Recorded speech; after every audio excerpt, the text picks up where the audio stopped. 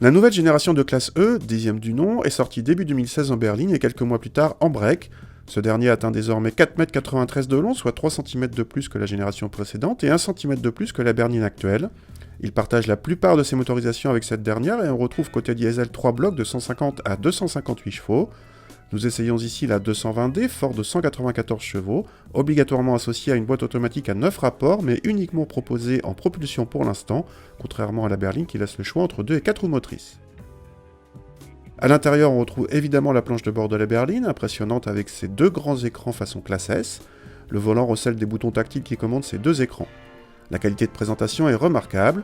À l'arrière, l'espace est généreux, mais le passager central n'est pas bien installé. Le coffre, malgré la hausse de gabarit de la voiture, perd légèrement en contenance, même s'il reste très généreux, mais se voit dépassé par celui de la superbe combi selon nos mesures. On apprécie quand même le cache-bagages automatique ou le seuil de chargement très bas. Les 194 chevaux de la 220D, associés aux 400 Nm de couple, suffisent amplement à déplacer sans problème ce grand break, y compris lors des relances sur autoroute. Son association fonctionne bien avec la boîte neuve, mais nous avons trouvé la sonorité diesel un peu plus présente sur le break que sur la berline.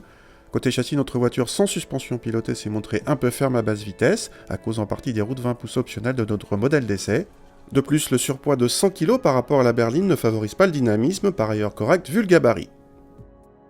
En consommation, le surpoids engendre sur le Mercedes un appétit supérieur de 0,2 litres par rapport à la berline, mais le plus sobre de la catégorie des grands breaks selon nos mesures est la superbe combi 2 litres TDI 190 qui se contente d'un demi-litre de moins en moyenne.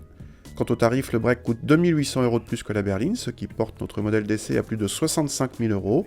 C'est évidemment cher, d'autant qu'il manque des équipements tels que le régulateur de vitesse adaptatif ou certaines assistances à la conduite qu'on attendait en série à ce niveau de gamme. Il faudra passer par la case option pour y accéder.